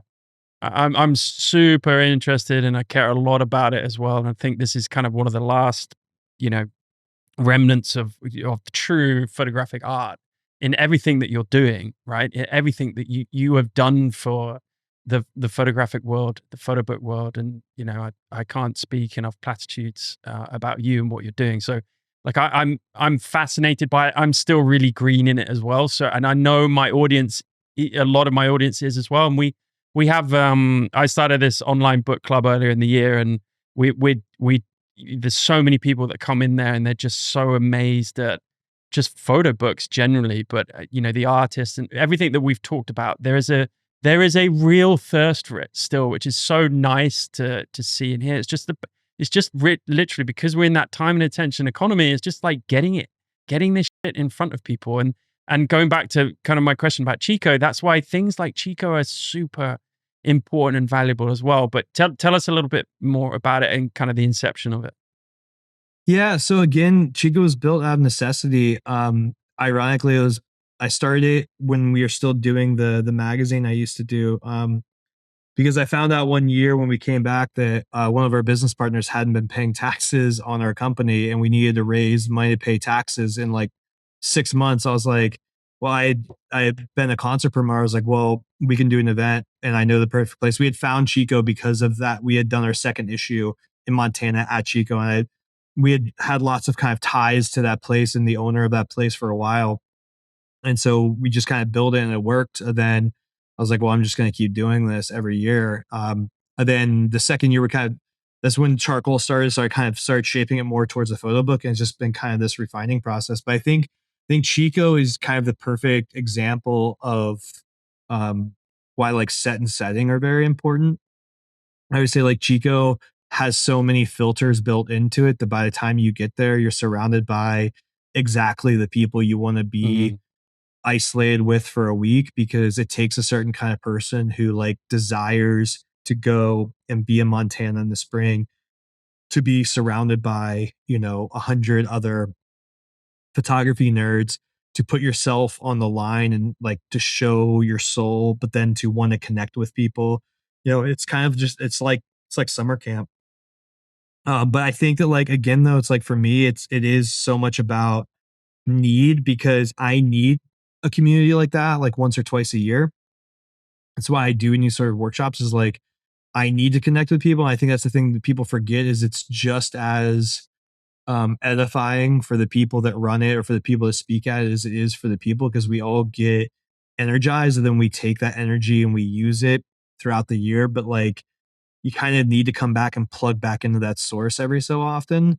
And Chico for me is kind of the epitome of that, because it is such an extreme thing. It's, it's 6 days, 7 nights at a hot springs resort in Montana. It's like everything is crafted to where like the reason I did it like this, and the reason it's all inclusive, and it's a big cost, and it's a big time sacrifice and everything. But when you get there, you have nothing holding you back other than your own ego. And so it forces things. Like, I remember making the decision that it was going to be all inclusive, because I was like, I never want someone to be like, well, I want to go hang out with people tonight, but like maybe I don't want to like buy another beer or two. It's like, no, like once you get there, then your only decision is to be social or not. And it creates an environment that, people tell me every year, it's like, well, I'm not a very social person, I don't typically do these things, but I was there and I felt like I should take advantage of it. I'm so glad I did. I'm like, yeah, that's the idea, is that like you kind of have to, or you kind of are wasting your time and money. But it puts people in the right frame of mind where it forces you to do things. They're actually the things you need to be doing. Um, Engaging with people, talking, finding out who you like, who you don't like, who you connect with, who you have like some weird connection to that you never knew. And we're so isolated as artists. Like, basically, I mean, Chico for me is like, it's recreating what so many of my artistic peers and mentors had in like, New York in the 80s.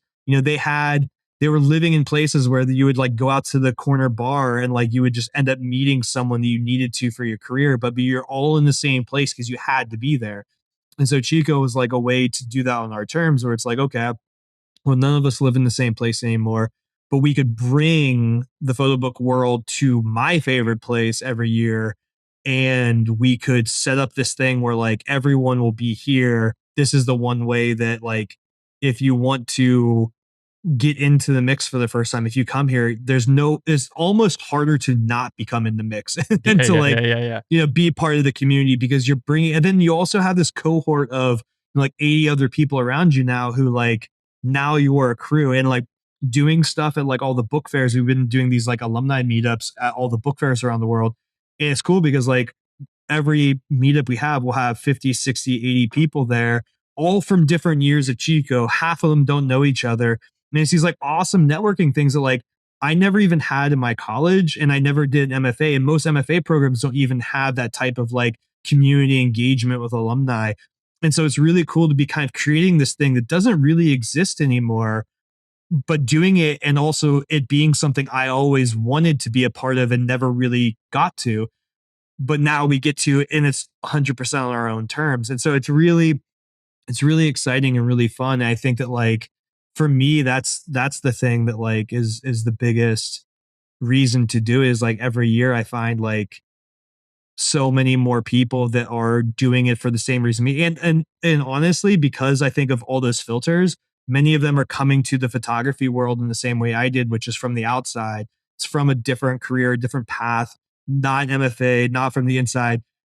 And I like that because like I understand that box and I understand how to outgrow it. It's just like religions, like a lot of times the purpose of it is to put your kids into a defined area and let them outgrow it, but you have to know what's on the outside of it to allow them to successfully grow out of it. So like I feel really excited about the people that come to Chico, because like I understand their motivations. I know the things they're going to be disappointed in when they find out, because it's all the same things I was disappointed in. And I know how I've had to cope with it and how I've had to do other things. And just to see the amount of people that came through Chico that ended up starting their own little publishing companies, they're working with other people from, their year at Chico, and they've published. It's like, to me, that's the coolest thing, because like that's showing real like sustainability, and them finding ways to kind of like become a real community and support each other to continue this desire that we all have, that's not based on awards or accolades or something that has to be given to you,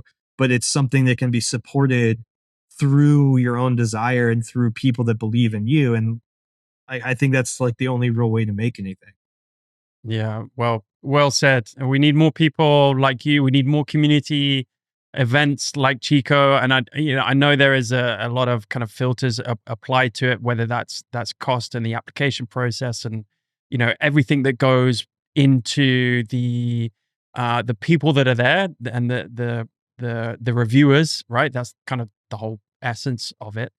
But it's more than ever we've become this dispersed society, and we need, the whole reason I started this podcast was just to connect, right? And we need more things like this, especially in the photo book world. So thank you for being in this space and doing everything that you do wholeheartedly, with obsession. It's just passion. like getting thanked for being a heroin addict and being at the right place at the right time to like notice that something weird happened. It's like I get it, like, but it's also like, I'm just here because I can't not be here. And it's more exciting to see other people kind of come together and like truly being able to offer something, even if it's just harmonization with people in a way that I didn't have, that I wish I had when I was going through this. And so I think that like so much of like community is based off of like being the thing that you wish existed when you were looking for it. And it's like, it's not altruistic. Yeah, it's not altruistic. It's just, if you realize that that's how everything works, then when you notice it, that's an opportunity, and then you're the person that needs to do something about it. I felt exactly the same way when I got into photography. I was like, well, where the fuck is everyone?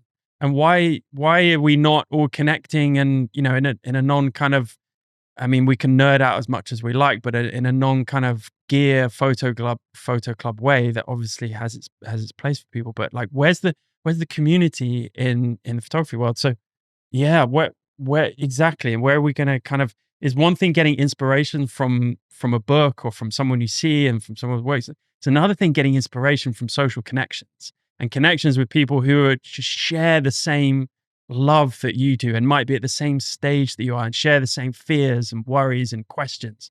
That is something that's just untouchable. And in the meantime, we could talk for hours and hours, and I won't take up your what is now nighttime. I'll let you go and be with your children at such an important time of year. But thank you, Jesse, so much for being here with me. It's been a long time coming, but it's been such a pleasure. All right, man. Yeah, cheers. Merry Christmas.